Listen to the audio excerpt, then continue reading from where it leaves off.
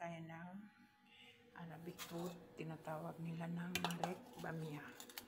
Ito na po yung mga sangkap, ginawa ko na. So ito yung okra, bamia yan sa Arabic. Ito na po yung meat. So ang nilagay ko po ngayon yung taba ng ginawa kong mantika. Ito taba yan ng meat. So inalo ko na yung sibuyas, bawang, saka bell pepper.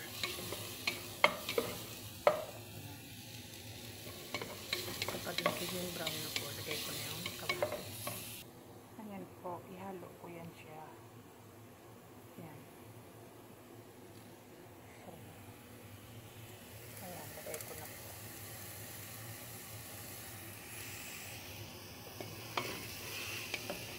Ayan, lagay ko na po yung meat. Hinalo ko na. Ayan, hinalo ko na. Lagyan ko na siya ng tubig. So, may takpan natin.